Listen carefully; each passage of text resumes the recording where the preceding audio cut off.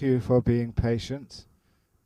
This is going to be the first real talk of this short retreat. Last night I was tired, maybe many of you were as well, and we're just getting settled in. But now hopefully that you're settled into your accommodation, had a good breakfast, those of you eating breakfasts, and the opportunity now to spend the next few days in developing the mind in stillness. What I said last night, that the path to deep meditation is a path of stillness, not concentration. And a simile which I like to give is the simile of the emperor. Talking in similes makes it easier for us to remember the teachings of the Buddha. And sometimes we use the Buddha's similes, sometimes we invent our own to try and convey the same message. Once there was an emperor, and he was, or it, because no one knew whether it was a he or she, was very, very, very powerful. But the problem was that no one knew who this emperor truly was. They did not know whether it was male or female, whether it was Sinhalese or Tamil, or Western, or Chinese, or African, because every time they saw the emperor was covered with 5 pieces of clothing, which completely obscured who he really was. The emperor had boots which went up to his thighs. He had trousers which covered the top of his boots and went up to his waist. He had a jacket which overlapped his trousers, which extended in the sleeves to the wrists with a high collar. He had gloves which overlapped the end of his sleeves. And lastly, he had a helmet which covered his whole face and overlapped the top of his tunic. Those 5 clothes, the boots, the trousers, the jacket, the gloves, and the helmet, covered every square inch of the emperor's skin, so no one knew who he was, or if it was a he, whether they were old or young, whatever race, whatever gender, they could not say, because he was always fully clothed.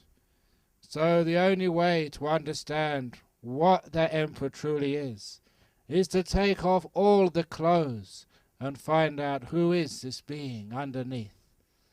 And in this simile, the emperor is your mind, is your citta, always covered over with the 5 senses of seeing, hearing, smelling, tasting, and physical sensations.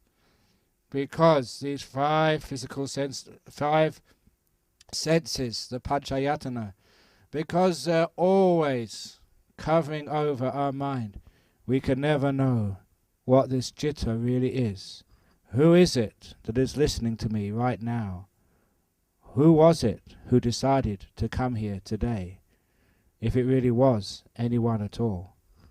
So we do this practice of meditation to find out what this mind, what this citta truly is.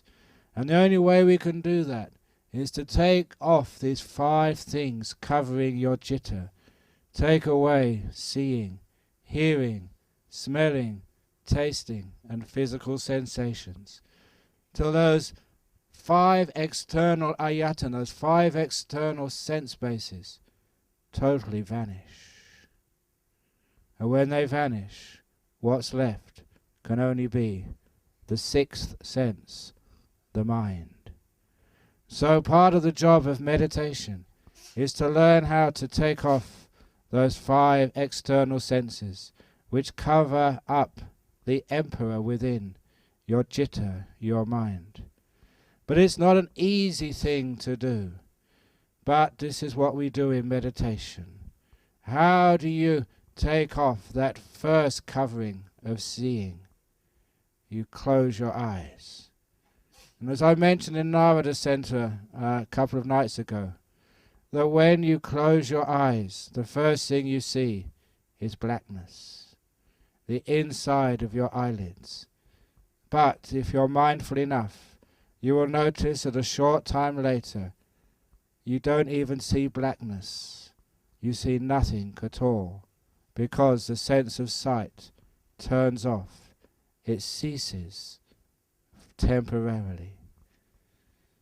When I was a layman, being a Buddhist in England where there were hardly any other Buddhists, and there were very few places I could go to practice meditation, there was a Zen monastery opened up in the north of England.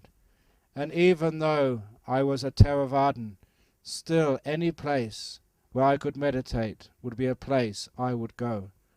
So I went to this Zen monastery for a weekend meditation retreat.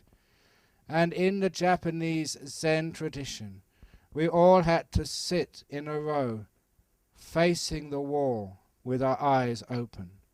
We weren't allowed to close our eyes.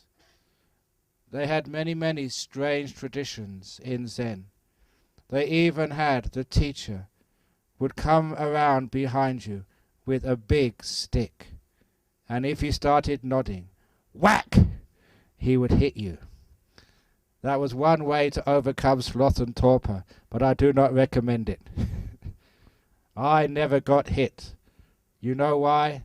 Because the person sitting next to me, he got hit. And when I heard it go whack, I was so scared, all my sloth and torpor disappeared.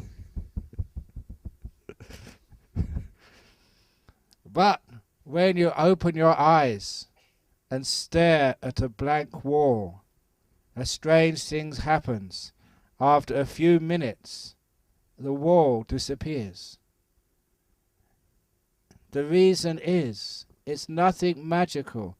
It is just the nature of the human brain. It is science. Our human brains are only made to notice what changes. If you are looking at something like a wall and it does not move, it does not change, after a while it is the nature of your brain to turn off the sense of sight. Nothing is happening. It's much easier, though, to close the eyes and see that ordinary blackness in front of your eyelids. And after a while, the brain realizes nothing's going on, and it turns off, and the sense of sight stops. That is one of the easiest senses to turn off. We can just close our eyes, and we're not seeing anymore. Smell and taste are also very easy senses to turn off. But the two hard ones to turn off is the sense of hearing and the sense of physical touch, which is why it is good to meditate in quiet places. Even if you have the noise of the rain on the metal roofs, that does not matter, because it does not change. After a while, you don't hear it. Can you hear the sound of the rain now? In a few minutes, you won't hear it at all. Why? Because it doesn't change, and the brain thinks it's not important. This is one reason why, when we're meditating in a group, we should never make loud sounds or quick sounds which disturb the stillness, because meditators can hear that, and it means they cannot turn off the sense of sound. It needs to be understood, why is it we have no control over our hearing? Why is it that people are having a conversation which has nothing to do with us, but we hear it? Why is it the sound of a car going out of the car park, we have no business with that, but why is it that we have to hear it? One of the reasons is because the way that our human body has evolved over many, many hundreds and thousands of years, it is our sense of hearing which has been the last line of defense. In the middle of the night we hear the burglar, because through sound we can hear the tiger in the forest. In fact, we wake up in the morning to an alarm clock through something ringing, because this sense of sound is our safety mechanism to protect us from harm, which is one of the reasons why it is very difficult to turn off the sense of sound. But if you sit in a quiet place, and if any sound happens, you think that's none of my business, none of my concern, and you stay deep inside, then sound can disappear. But one of the most difficult of the five senses to settle down, to make still, is your physical body. The sensations which you experience in your body are constant. One person in Thailand reminded me a long time ago that it's very hard to sit perfectly still. Why? Because there's always something itching. There's always something which is aching. We can see even now people moving. Why are you moving now? To find a better piece of comfort. It's because this body is always irritating. You're pulling your ear. You are scratching your foot. You are moving your toes. You are scratching your nose. I am just describing what I'm seeing in front of me right now.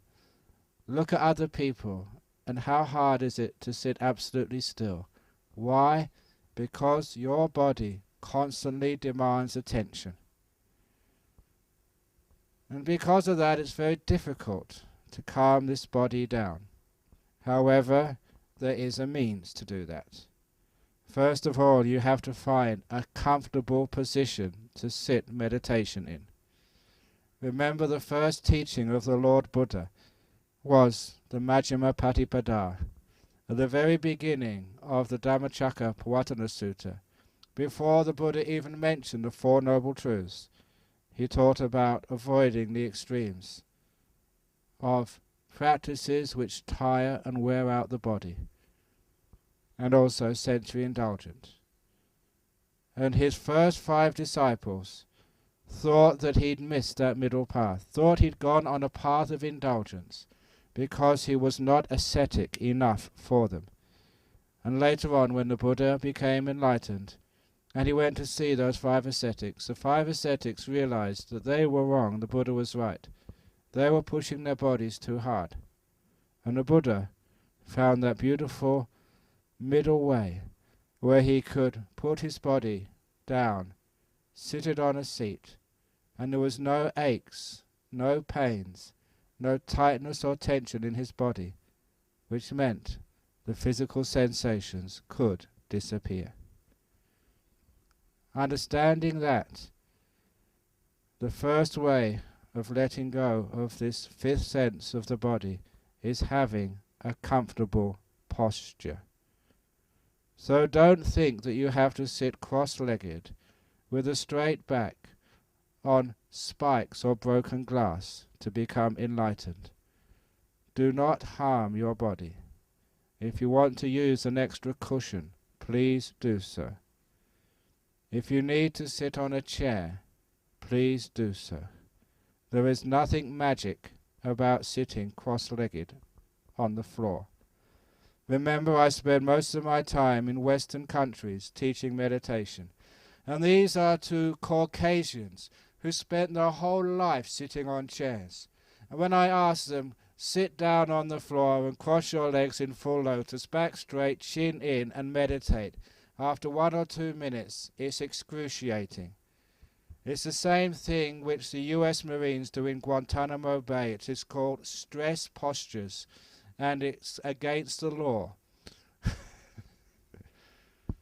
So do not put yourself in a stress posture for too long, because all that does is creates pain in the body, which makes it very difficult for you to let go of the body and for the sense of touch to disappear. So the first thing is to get a comfortable posture. Obviously not a posture which you'll fall asleep in, but also not a posture which you find too much tightness and tension. For a long time I have been teaching people that if you do get an ache or a pain in the meditation, it's much better to move than to endure. If it's at the beginning of the meditation, fine, endure, because it's usually just a bit of restlessness. But if it's during the middle of the meditation and you say you have a pain in your knee, very slowly and mindfully, without opening your eyes, just move. It takes about 10 seconds. And after that 10 seconds, you have lost a little bit of your meditation peace. But you soon make it up again and go far deeper. But if you endure that pain, you will never be able to go deep and let go of your body, to have that fifth sense disappear. The pain will always be a distraction for you. It's the same way in meditation retreats when you are sitting together. If you feel like coughing, please cough as soon as possible to lessen the irritation. Because if you don't cough, the irritation builds and builds and builds. It is what we call the volcano effect. As the pressure builds, when you do cough, it is extremely loud, and you spray all the people around you with your saliva. It is not a healthy thing to do. That's much better.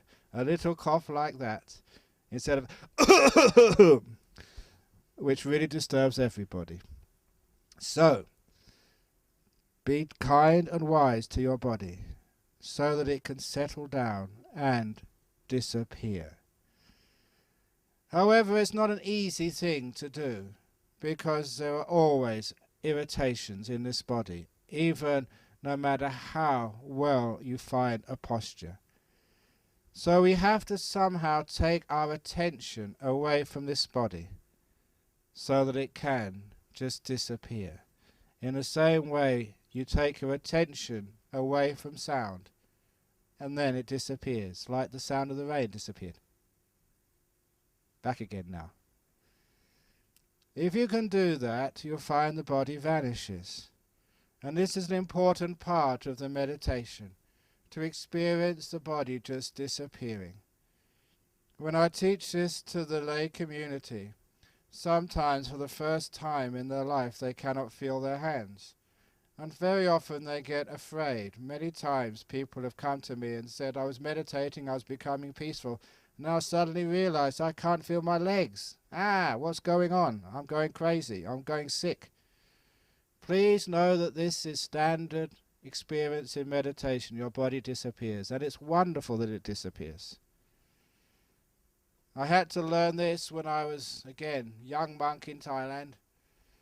In those days, was meditating in the jungle. Remember, I was Western monk. I was born in London.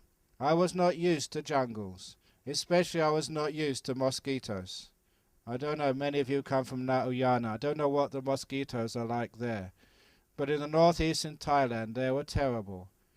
And in the evening we would meditate under the trees together. And the mosquitoes would cover your arm.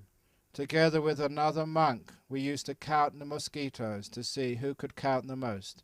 I got up to about 60 or 70 at a time. And I realized you can't count more than that at a time, because they were too close together. You could not separate them.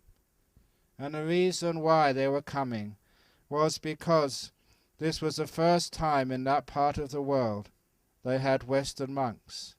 The first time the mosquitoes had Western food. You know what it's like whenever a new restaurant opens up in town, whether it's Japanese food or Western food or Brazilian food. It's always popular while everybody likes to try it.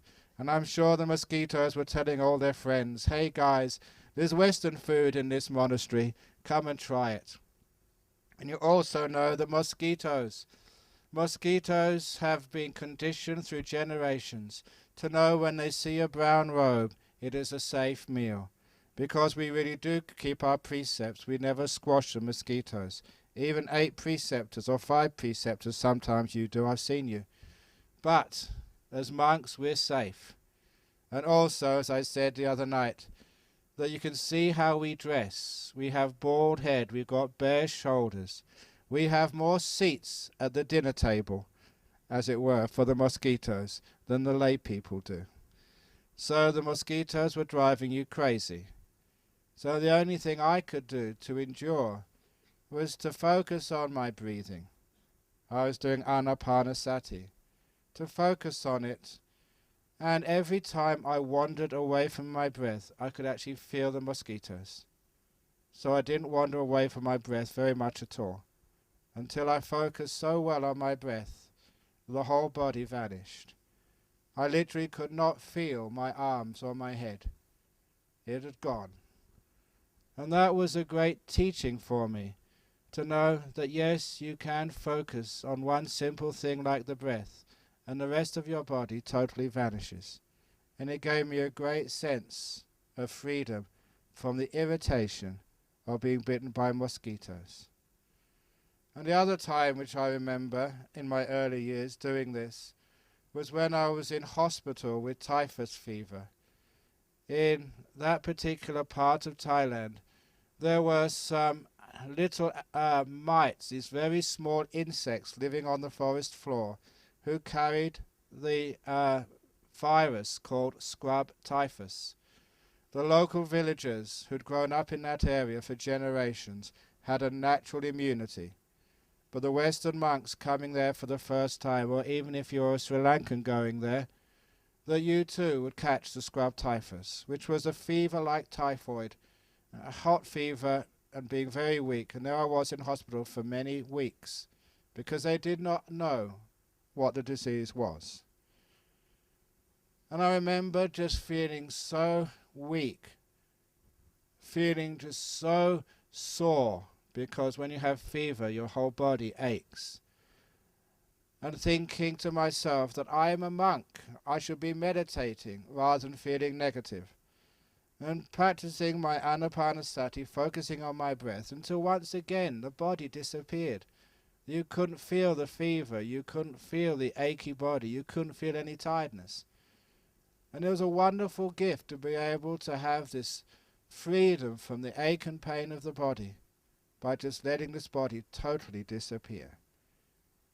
It is one of the reasons why in the last years of the Buddha said the only time he had freedom from the physical suffering of an old body was when he went into the jhanas, where it was free from the physical sensations of the body. It can be done. You can do it.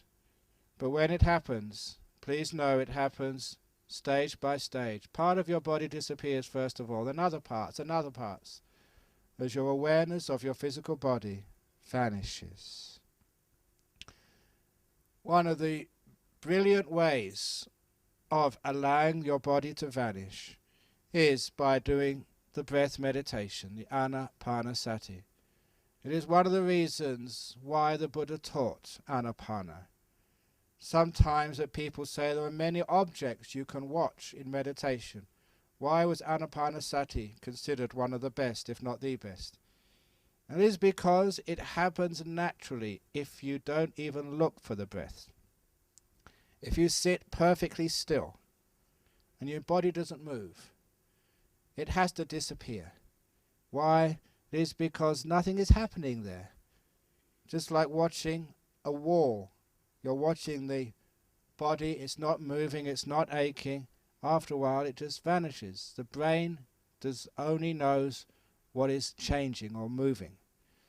So sitting still, the body will disappear naturally. Everything which is still vanishes. But what are the two parts of the body which are always moving, even if you're sitting like a rock? Your breath is always going in and out, and your heart is always beating. The thing is, we're not that sensitive to the beating of our heart, but we are very sensitive to the breath of our air going in and out of our lungs. When everything else is still, the last thing which is moving is usually your breath. So when I meditate and I sit down, I don't even try to look for my breath.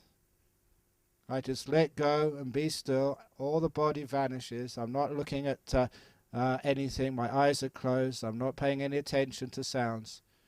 Everything disappears, and the last thing which is left is my breathing, because it is the one thing still moving. Everything else is still. And it's a skill to be able to let go of the perception of the breath. And the way it is done, very well described by the Buddha in Anapana Sati Sutta, is that you just calm that breath down and you focus right in the center of that breath, the breath happening right now, in this moment.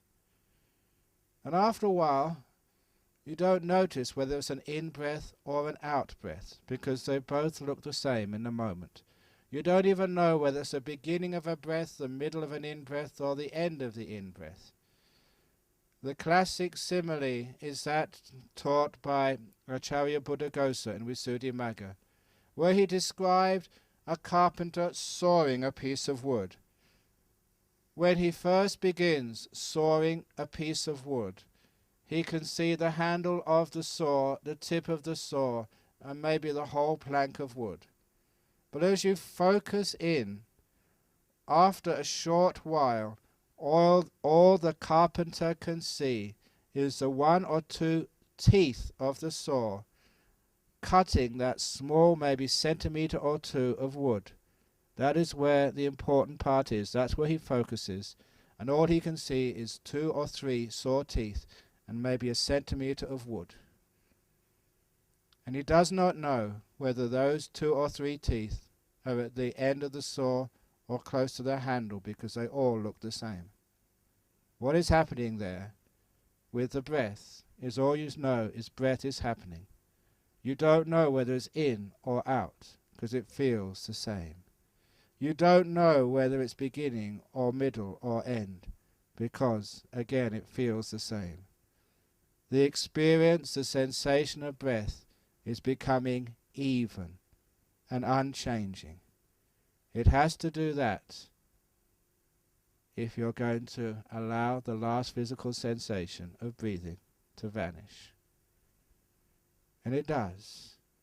Once you can't distinguish between beginning or end, in or out breath, it's just breath. Soon the breath will disappear.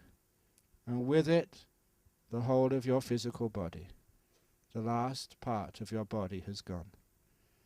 And that's why usually what happens next, people see what you all know is called the nimitta, the beautiful light which appears in the mind.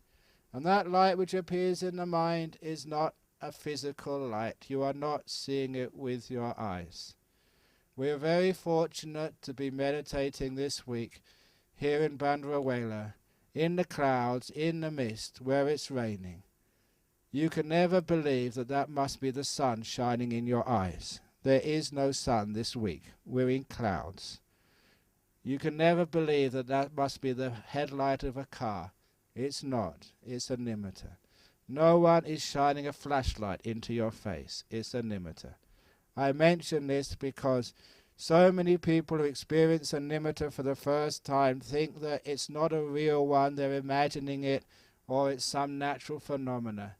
In the experience I've had teaching this meditation for so many years, 99.9% of the time it is a real nimitta. Don't doubt it. It's a mind, because that's what this nimitta is. A nimitta is a sign. This is like the sign of your citta, of your mind. It's just how it appears to most people as a beautiful light which appears in the mind. It does not matter what color it is. It does not matter what shape it is. What's important is its beauty and intensity, which will grow as the meditation deepens. The important thing is, now the 5 senses have stopped, and now you're getting to know the mind, its power, its beauty, and its bliss, and also exactly what it is, to understand the emperor. But this can only be accessed when you are still. And of course, what do most people do? They try to be still. And the reason what happens then is you don't even sort of get past what they call first base. You end up thinking with restlessness, with a wandering mind. The reason is because you are trying too hard. The reason I asked for a glass of water this morning was not that I'm going to be thirsty. I wanted to use this as a demonstration for you. The water stands for your body and mind. Now I'm going to make this water perfectly still? How do you make water perfectly still? Okay, I'm going to hold it still and I'm going to concentrate. I need your help on this. Can you please tell me when it stops moving? I'll put my hand down a bit so you can see better. Is it moving? So I'll try harder. I'm really focusing. Strange, when I try to focus it moves more. Okay, I'll concentrate. I'm really trying my best to hold this still. Am I succeeding? Now do you understand why you haven't had any success in your meditation? You can't hold water still, no more than you can hold your body and mind still. If you hold it, try, you just create more movement. But of course, those of you who've seen the ceremony before, it's so easy. You just put the thing down. But please notice, I'm going to do this again. Those in the front row, when I put it down, it moves more at first. When you let go and stop striving, the mind gets more restless than it was before. But don't interfere. Be patient. Now, is that moving?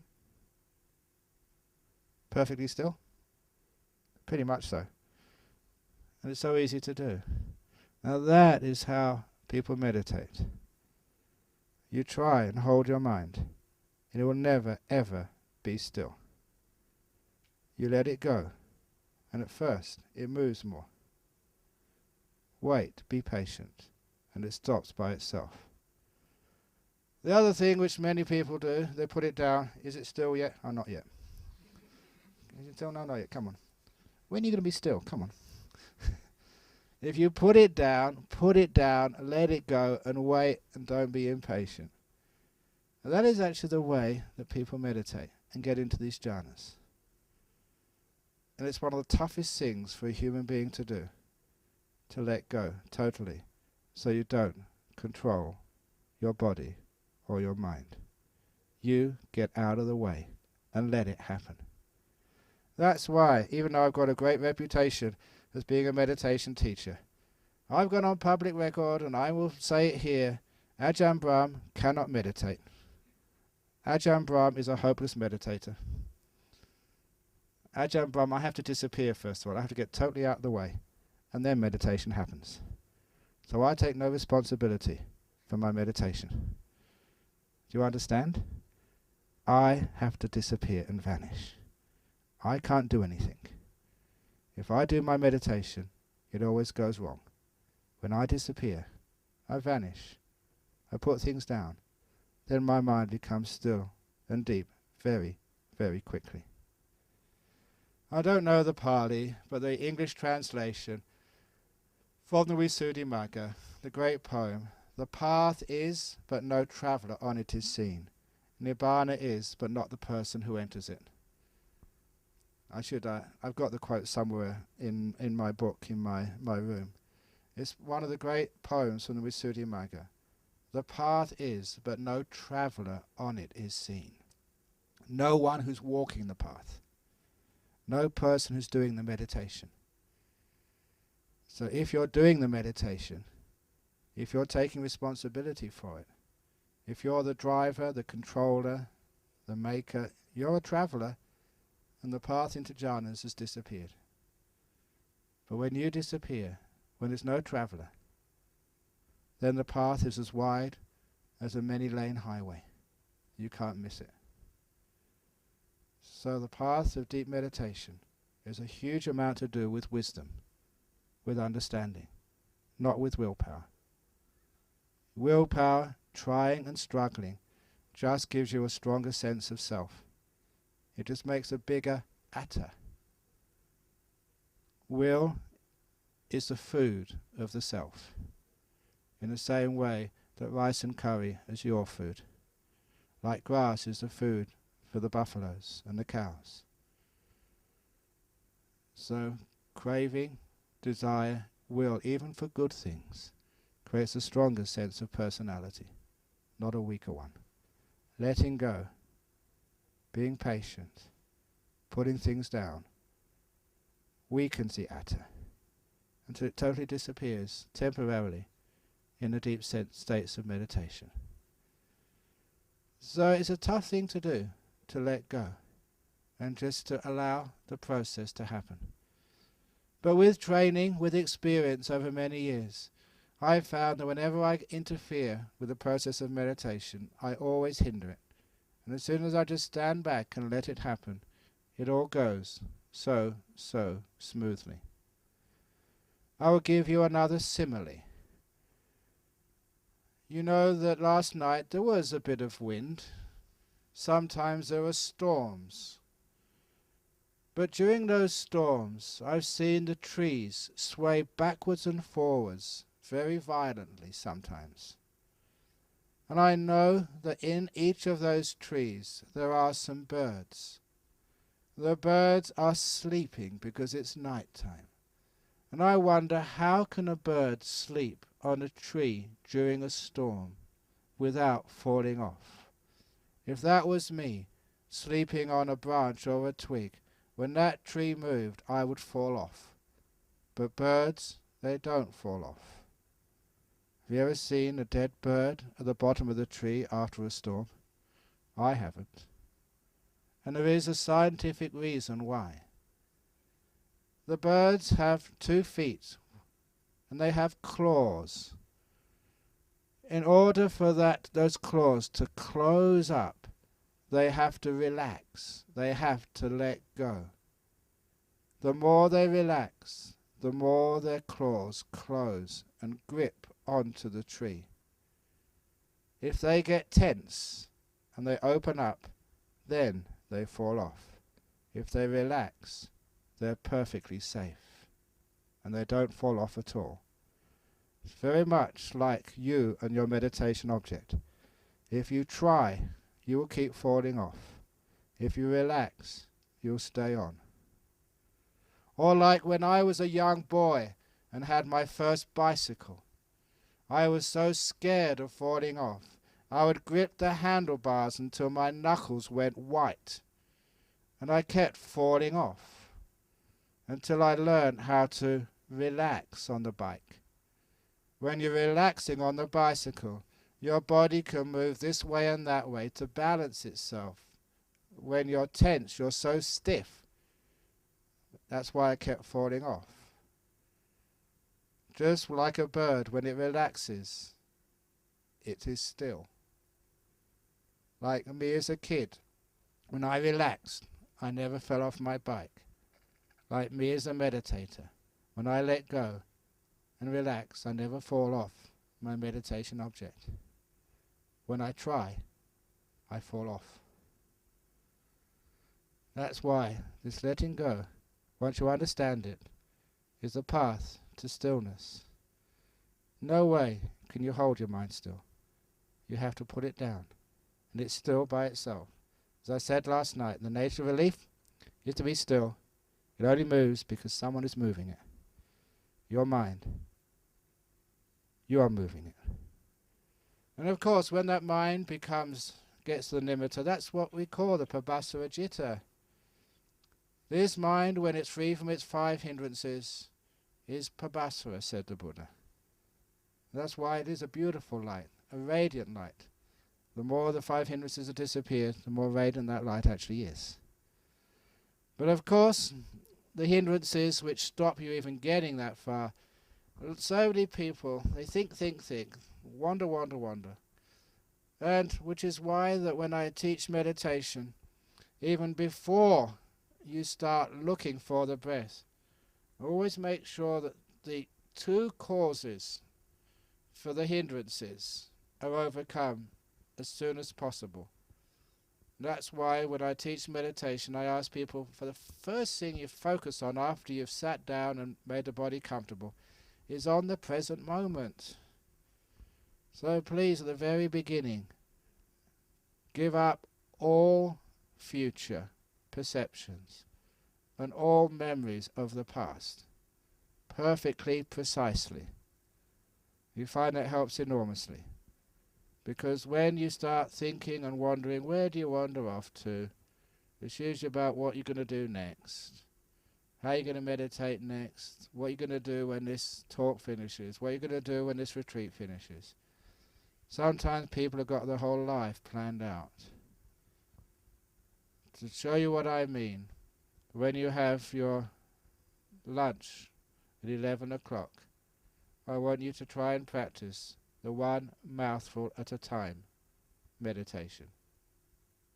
Which means, when you've got a mouthful of food, don't put another mouthful on your spoon or in your hand. I've seen that sometimes.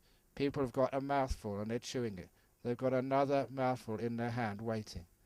And they've already decided what the third mouthful is going to be. You're way into the future. So just, you pick up the food, you put it in your mouth, and you chew that. And once you've swallowed it, only then do you decide what you're going to put in your hand for the next mouthful. Present moment awareness. You find how tough that actually is. But try it. And also when you are meditating, just what's happening now. The past is unchangeable, it's gone, it's finished. It's a waste of time worrying or thinking about. When you are concerned about the past, you are a prisoner of the past. You can never be free in this moment to be still. So please walk out of any prisons of the past. I don't care who said what to who and why and when. I don't care whose fault it was or whose fault it wasn't. It's the past, it's gone. Let it go, be free. Thinking about it just hurts you. So when we learn how to let go of the past, we have hardly anything to think about in meditation. When we also realize that now, this very moment, is where your future is being made. This moment called now is the only time you can do anything about your future. So if you care about your future, stay in the present. The place where your future happiness, peace, stillness, enlightenment is being made right now. So that helps you notice the value and importance of the present moment. As I said 2 nights ago in Mawatha Center, if you truly value this moment called now, if you value it much more than the past or the future, then you're not interested in past or future. It's just not worth it. It's not valuable. So to do a marketing campaign in your own mind, to put much more value on this present moment and take away all the value from the past and the future. And then you'll find the mind will want to stay in the moment because it knows it's the only place to be. That's the first cause of the hindrances, past and future. In fact, it's the major cause. All craving, karma chanda, it's always about something in the future, something you want. In the present moment, how can karma chanda exist? Vyapada, that's all about something which happened a few moments ago or earlier. Ill will is about something which is past. In the present moment, how can there be the first 2 hindrances? There can't. There could be sloth and torpor, there could be restlessness and doubt, but not the first 2. And the second thing which I encourage people to do is to learn how to be silent and to value silence much more than thinking. There's an old story which I take from the Taoist tradition. Lao Tzu, one of the famous Chinese teachers, would go for a walk every evening. And when he went for a walk, he'd allow one student to accompany him on the walk every evening. And this one day, a new student went on the walk with the master. But there was a golden rule that you had to be quiet when you went on a walk in the evening with the master. No one was allowed to speak, not even one word. But it happened they reached a ridge in the mountains at sunset, and it was a beautiful sunset, and the young student couldn't help himself but say, "What a beautiful sunset that is." He'd broken the rule he'd spoken, and the master turned around and went back to the monastery, and would never allow that young man to go on a walk ever again with him. When this young man's friend said, "He's only a young man, it was only one sentence, and what's so wrong with that?" And that's when the great teacher said, "When my student said, 'What a beautiful sunset,' he was not watching the sunset anymore. He was only watching the words. He wasn't watching the sunset. He was just watching the words." There's a huge difference between the words, "What a beautiful sunset," and the sunset which is beyond words. If you understand that, you understand why the only way you can ever understand the Dhamma is in silence, not through the words. Once, there's another restaurant simile. Once there was a professor of philosophy in Colombo, in a great university, and he heard that a new restaurant had opened up in Colombo 5. It was a 5-star restaurant, and because he liked his food, he rang up to book a table. It was such a popular restaurant, the tables were booked for the next 2 months. Nevertheless, he made a reservation.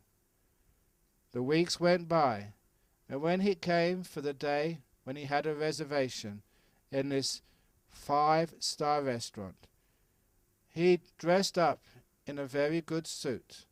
He turned up at the restaurant, and they had to ask for his ID. When they checked his name and found he had a reservation, the maitre d' took him to the table in this beautiful restaurant. The waiter came in a beautiful tails, as you would expect in such an expensive restaurant, and gave him the menu. The menu was printed on thick card in gold lettering, because it was a very expensive restaurant. The professor took the menu and thanked the waiter, and when the waiter left, the man ate the menu, paid, and left.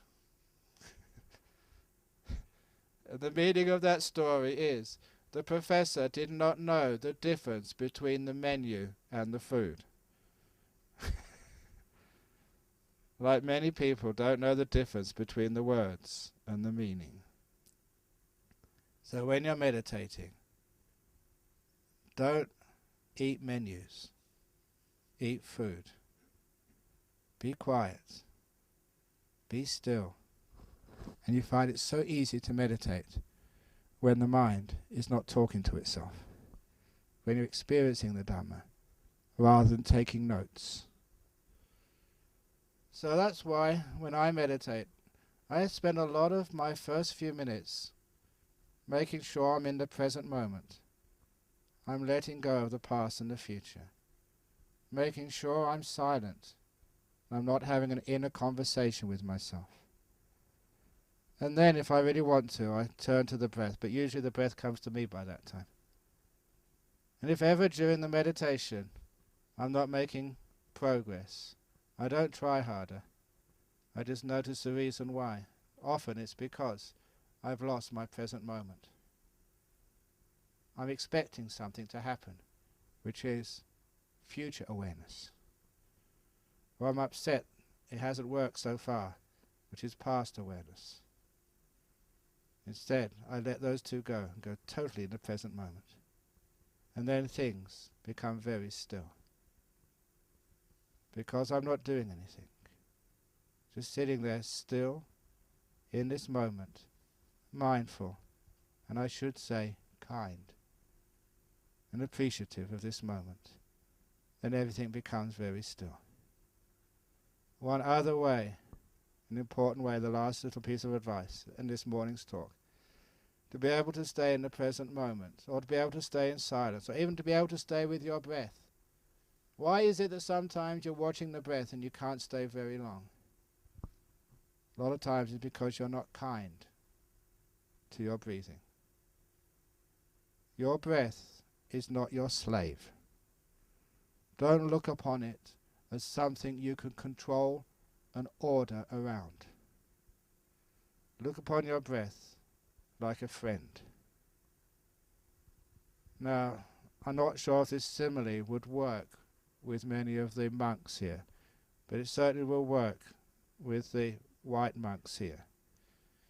When you had a friend before you became a monk, and you rang up your friend and said, "Are you free this afternoon? Would you like to come out for a cup of coffee?" And they said yes. And you said, "Good. We'll go to Starbucks. We won't go to Dome. We won't go to Gloria Jean's. We'll go to Starbucks. And we'll sit at a table in the corner. Not your favourite table, my favourite table. And we'll have a latte. You will not have cappuccino or flat white. You will or long black. You'll just have what I like, latte. And you won't have a biscuit. You will have a muffin. And we'll sit and talk about Buddhism. We won't talk about what you want to talk about. We'll talk about what I want to talk about. We'll talk about for 1 hour, not 55 minutes, not 1 hour and 5 minutes. And then we'll go. Okay? Now, what would happen if you treated a friend like that? Your friend would say, "Oh, sorry, I'm busy. I can't come." Now, that is how you treat your breath. Breath, you go in and come out this way. You meditate together for 1 hour. We won't do it your way. We'll do it my way. You're going to be watched at the tip of the nose, not anywhere else, okay? No wonder your breath doesn't like you. No wonder when you start watching your breath, after 1 or 2 minutes, it's hiding. It's run away, and you can't find it. It's hiding from you. Do you understand the simile? So be kind to your breath. At a recent retreat, one of my disciples, every morning, every hour, they asked their mind, what do you want to do for the next 5 minutes? And they had some beautiful meditations. They never told their mind what to do. They never ordered it. Mind, sit down, be quiet, get jhana. Instead, they looked at their mind and said, "Mind, how are you today? What do you want to do?" And because they were kind to their mind wanted to stay with them. They had beautiful meditation all day. Do you understand? Give it a try and see what happens. Sometimes the mind says, I just want to be dull. I want to have sloth and torpor. Say, okay, mind, fine with me. You go off and sloth and torpor and I'll wait for you. And after you've had your sloth and torpor, the mind says, thank you very much. Now I'm going to play with you and get jhana for you. That's basically how it happens. So don't control your mind. Don't treat your mind like a slave. Treat it with kindness, like the Buddha treated all his Sangha, with kindness, never like a master ordering a slave. So I've given you a lot this morning already. The main teaching this morning is about stillness, putting the glass down, being patient. Remember, it takes time. You put it down, it's not still straight away. Be patient. You think it's not working. Be patient. Give it time and it does work. The path is, but no traveller on it is seen. Understand that, and you understand how to meditate. So that's enough for now. There'll be another talk later on this afternoon. And of course, I think in the evening, if I remember the schedule correctly, there'll be opportunities for questions and answers. And so I don't know if we've organised this yet, but hopefully we can have some pieces of paper out so that you can actually write those questions down, so they can be anonymous if you wish. You can write them in Sinhala and someone will translate them for me, so that way your questions can be answered. Happy meditating.